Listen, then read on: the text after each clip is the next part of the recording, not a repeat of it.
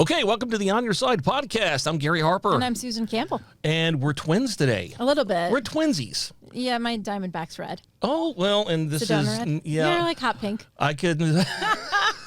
Shouldn't you be wearing this? You know, I think we hot Susan and hot pink. Oh, I like it. We both look great. That's what you're saying. That's what I'm trying to say, but it just came out the wrong way. Hey, listen, this is a very troubling season for a lot of people. We just got past Halloween. This is when we all put on a lot of weight. Oh, gosh. I mean, I think the average is between like 7 and 10 pounds. You got Halloween because you got all the candy. And then, you know, between now and we got Thanksgiving coming up. It's. I bought my candy early because last year I didn't buy it early enough and there were like no packages of candy left on the store shelves. So this year I bought it early and now I'm just eating all of it.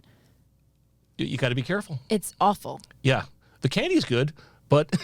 It's delicious. It's not doing anything for me, like fitting into my clothes. I just went into the cafe downstairs, and someone had a homemade chocolate chip cookies. Ooh, those are the best. I stayed away, though. And you didn't bring one up for me? I didn't. Well, no, I didn't, because once that lid comes open, I mean, it's danger. It's danger zone. I offered you chicken wings last week, and you did not reciprocate.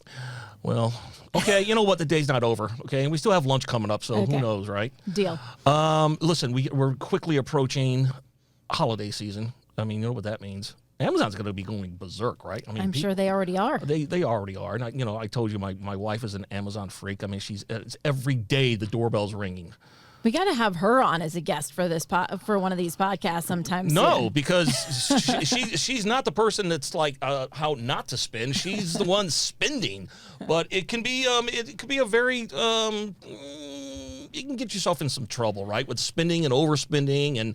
There's a lot of pressure on the holidays, and I do also think that social media has done nothing to help out families because you see so many things. You have to have the perfect holiday card. You have to have that requires a photo with a photographer who's a professional, and then you have to have the perfect gift, and you all have to wear matching pajamas. And all of a sudden, we are like. Yeah. Down this rabbit hole of spending. Yeah, I like that, down that rabbit hole, because before you know it, you are way deep.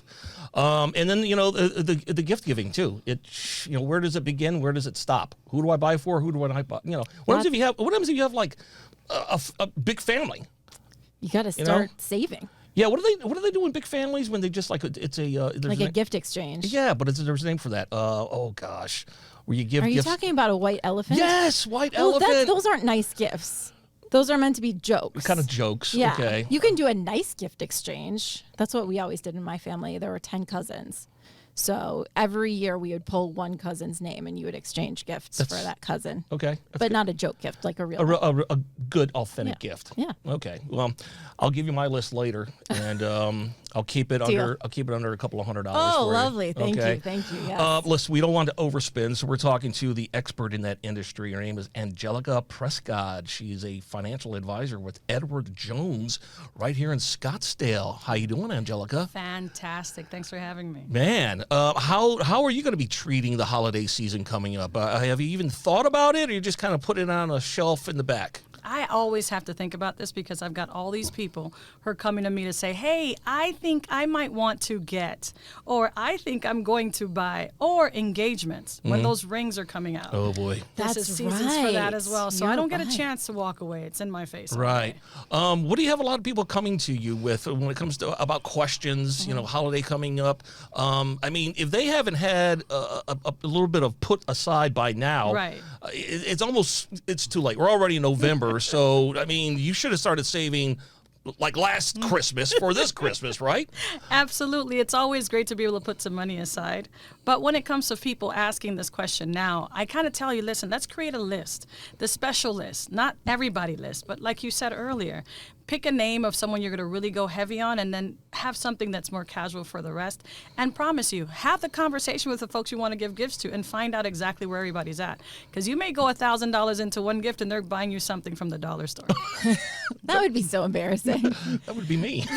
Right? That kind of reflects what the National Retail Federation says about this year. They say average family is going to spend probably around $800 or so. Yeah. Right. And they're saying that with that, it's a tick higher than last year, but fewer gifts. People are, because of inflation, the money just isn't stretching as far, and people are picking and choosing who's going to be getting the gifts this year. And you can create it in a budget. Like, you can find your budget between now and Thanksgiving. Please do it before Thanksgiving, because at that point, we're more so eating sweet stuff than thinking about money, right? So create a budget and then put that money on a gift card.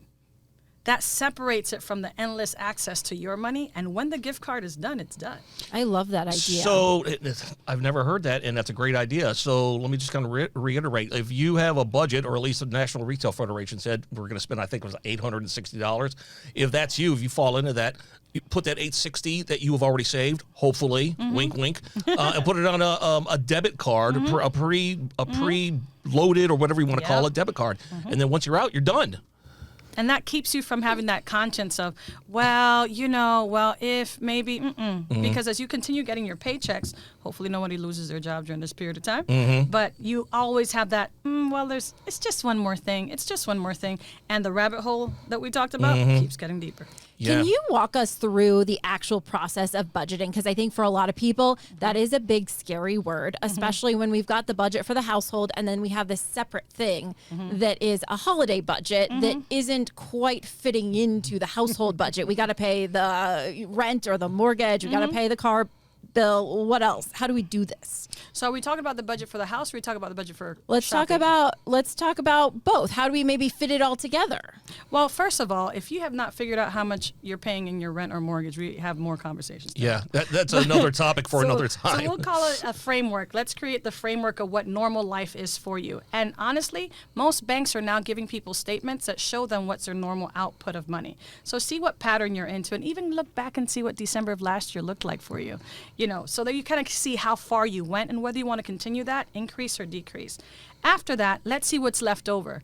From what's left over, don't swap the entire thing into gifts, because you might have an emergency that you need some funds for. So let's say keep what's left over, 20% to the side, just in case something happens. And if you want to be extra giving, look at that 80 for gifts.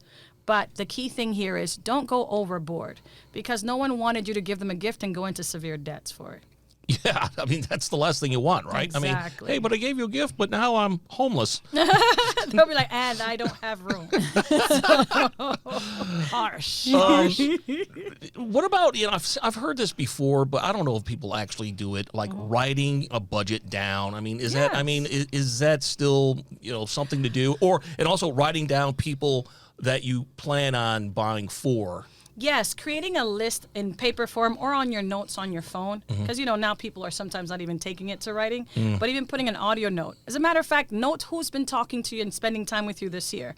Take an assessment of who's really participating in your life, and make the list off of the reality of what's happening in your life versus the stereotype of what you think is happening in your life. So first of all, do a people's assessment. 2, write it down or put it on your notes. Make sure you assess who's really devoting that much energy to you, and make sure you recognize them during the holidays. I think that's one section where we tend to forget it. Write it in pen, write it on the phone, write it in your head, but make sure you have the list, because Santa Claus is you. Yeah, right. I have the notes in my phone, and I keep track of the dollar amount. I started my shopping in early October because I just feel like for our family, I needed to spread it out a little bit, because I know that there's going to be a last minute request that I was not anticipating in mid to late December, and I have to scramble for that last minute thing at the end, because my kiddos are still young enough that we got to make the magic happen still at 5 and 2. But I think writing it down for me actually did help me put it into kind of just in my mindset. When you visualize it's a little different. Because it is easy also to just pick something up. Then you forget what you got and you start wrapping and you're like, oh gosh, I way overspent on this kid and I didn't spend enough on this, and now I have to go back and try to even things out too, just so for the stress management of it makes sense. And by writing it down, that keeps you away from impulse buying, I presume. So tell us a little bit about impulse buying and how you go down that rabbit hole, as we say. Let's talk about sales, commercials on social media as much as in your face. And, of course, kids. wanting a specific thing because they're seeing it in commercials or hearing it amongst their friends. One of the ways you have to prevent impulse buying is listing exactly what you want to get before you get infiltrated with all this idea of what you want to do. So let's say I have a John. John's going to get, he's been complaining about his book bag being a little torn. I'm going to get him a really cool book bag. Oh, I'm going to get such and such. Impulse buying can also be fixed by you actually making some gifts. Some folks think that it's just the retail side of the gifting that is really important, but bringing the kids together to build some cookies and some type of storyline behind it, a tradition in the family, can also be a way to hold you back from impulse buying because you know you're creating a moment different from what purchasing something would do. Yeah. Like if you're a crafty person, I mean, you could make a wreath. I mean, wreaths are really, really expensive if you buy it pre-made at a store. But if you're crafty and you can make one on your own, I mean, you make it for a fraction of the cost, and it is a personable gift. And I give a wreath as an example. I'm sure there's a lot of other things out there. Let's use your idea right there. You can go to a store that sells these types of pieces, and between you and your 10 cousins, you could turn around and buy 10 wreaths, a couple ingredients, and in the house we have a wreath and sip, right? Sip hot chocolate, like this. right? And Okay. everyone's making their own wreaths and they're putting in individual notes from each other into their wreaths, and that's the wreath that the family has for this year. And now every year we have that tradition of building wreaths, and it ran us for 10 people $200. Wow. I like and it. look at it. I mean, do you spike that chocolate, by the way? Hey, it's about the family traditions. Let's start a new one. That's a great idea. I know. mean, and look We've how got you, a party planner extraordinaire on top of financial advising. I like Don't it. leak all my secrets now. But great idea because you stretch. I mean, wow, $200 for all those people. It would have never happened had you gone individual. But Right. it creates an experience. There's stories they're going to talk about for the next 10, 15 years. Yeah. And not only that, it might be a tradition that passes on to next generation. I love that. That is a great idea. Can we talk about seasonal jobs too? Is working a seasonal job going to help us get into help us to kind of avoid holiday debt? Or is it just going to create so much stress that we can't even see straight by the end of the holidays? Well, seasonal jobs are pretty cool because you're in and out, and you also get severe amounts of discounts. So who doesn't want to give it maybe 4 or 5 hours a week to be able to say, you know what, Bath and Body Works, we're getting all, which one you want? You want this fluid? I got you. 20%, 80% off. And that allows for the budget to be controlled. Also, inverse, generally people who are doing seasonal jobs are not able to shop as much because they're doing that job within shopping timelines. So therefore, if you're not out there buying the retail, you're actually selling the retail, and you're getting discounts on that same retail, you're less likely to spend as much. Because you're occupied. Yes. I mean, you don't have time to do shopping. You're making because- sure the other person spends. But then you got that old dreaded internet when you come home. Now that is available at all times, I even mean- during your break. I mean, you can come home. I mean, it could be 2:00 in the morning. Amazon and- is open. And Amazon is open. Yep. That's what your wife says. I mean, listen, Jeff Bezos loves her, okay? Every day. I got the doorbell camera, so I know when someone is approaching the door. It's every time. I got to text her. I'm like, someone's at another package. Got another package. That means you're getting a lot of cool gifts. You should be excited about this. She's thinking about you. There's She's nothing thinking for about me. you. You sure? No, But yes. her happiness yields to you. I guess. Hey, and domino my effects. wallet is getting thinner. So I'd also love to talk a little bit more about the stress that comes with finances. I think, I mean, I'm sure you see it all the time when we're talking about finances. What are the most common kinds of conversations you're having with people who maybe don't have the budget or don't feel confident going into a big spending situation when they would like to have that money to spend? Well, I think one of the key things that we have to do is pre-plan. What is it you really want to see happen for you? Yes, we know where we're at today, but what's a vision of where we're going? Kind of like a pilot taking off on a plane. Are we going to Seattle? Are we going to Miami? Are we going to San Diego? Completely different directions, right? So let's find out what the dream is. I would like, Angelica, to be able to gift to these 5 people something like this, and we look at what it cost. Okay, let's backtrack that. How much do I have to save to have that available, assuming the prices are generally the same? Just so we don't spike them and mess them up with inflation costs, because you know that joker's coming, right? So we go into the idea of what you want. We look at to what it's going to cost. Then we break down how much do we have to save. And even from now, today, let's write some notes. Let's do some personal love languages assessments. Let's look at what people really want. Do they want quality time with you? Maybe that is the gift they want for Christmas, not so much the stuff you get. Maybe they want to get an affirmation from you. write them a love note saying, I appreciate the things you've done for me, because those things last forever. So at times we think we want one thing, but let's actually get it catered to the person we're giving it to. And I promise you, it might be actually something different. Yeah, put it in writing on a card. I mean, that's a nice personal note, right? And you never know how much it means to the other individual. But let's say the person doesn't have the budget and they want to be able to do such and such amount or such and such gift. Then let's start saving, even if it's $50 a month, $500 a month, $20 a month. Let's start stacking the money away from now for next year. And if anything, put a letter of intent note. Say, hey, next year I'm planning on getting you something like this, but I'm saving for it. I like that too. You've given us homework already for Christmas of 2024. Hey, it's going to be a great Christmas. I just want my name on the list too, y'all. Deal. All right. Well, listen, you're on it, right? Thank you.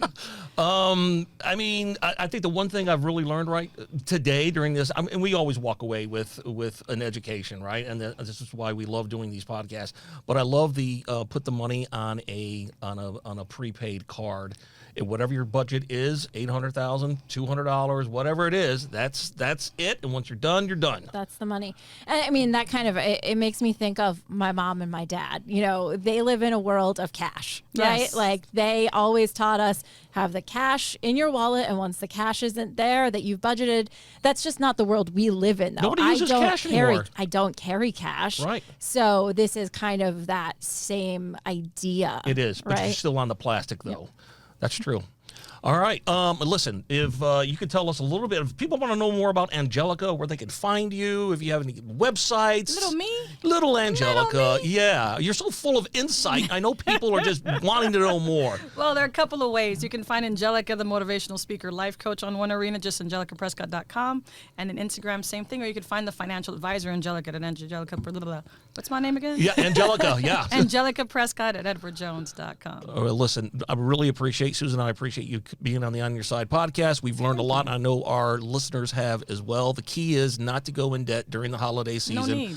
We don't want to have that headache in January when you open up your credit card bill and go, I didn't know it was going to be this much. Plus, with all the interest rates right now, the average retail, like, say, a Kohl's or something like that, 30% interest, Angelica. And on, like, say, a Visa or MasterCard, whatever, those are around 24% right now. Do the math for us really fast. Yeah. I know we kind of have started saying goodbye, but really fast. Like, do the math. How quickly does 30% on a retail card actually add up? Well, it adds up very quickly because most people are just doing the minimum payment. And the moment you're doing a minimum payment, that's set up to last you comfortably 15 years. Yeah. So you don't want to push yourself out for 2023's Christmas gifts into 2033 and above. Ooh. Now, here's the better part. Customized gifts, make things yourself. Visa can't make your card for your mom or your dad.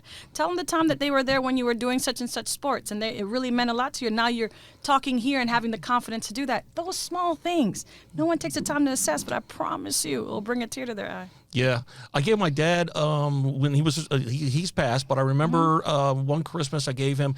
I took him to a Cubs game because we're from Chicago, and I had a picture, and then I came across that picture and I put it into a baseball frame, and then I glued the ticket on there. It actually looked a lot better. I mean, my wife kind of helped me out because she's the crafty one. See, but she put that ticket on the frame. And it was. I mean, that's a really cool gift. A prized possession, I'm sure. Yeah, he kept it all the way to the end. Did he? Yeah, he does. Yeah, and now it's on my shelf. See, so it's pretty cool. But it's a great idea, and people should really take advantage of that more than just spin. All right, Angelica, thanks so much for being on the On Your Side podcast. Watch yourself. Watch your wallets. You know Don't get into trouble on Christmas, okay? I won't. Y'all listen to him. Listen to him. All right, take it easy. Take care. The On Your Side podcast is produced by Brad Denny. Our audio engineer and editor is Todd Martin. Segment producer is Colin Stanton. And I'm Gary Harper. And I'm Susan Campbell. If you have a problem you can't resolve, maybe we can. Send us a message through azfamily.com or our AZ Family mobile app. Look for the On Your Side section and leave us a message. Thanks so much for listening to the On Your Side podcast. And if you like it, leave us a review. We'll see you next week. On Your Side is on Good Morning Arizona every weekday morning at 6:45 and 7 o'clock, and every weekday evening on Good Evening Arizona at 4 and 5 o'clock. You can also catch it on Arizona's Family News at 9 on 3TV every weeknight.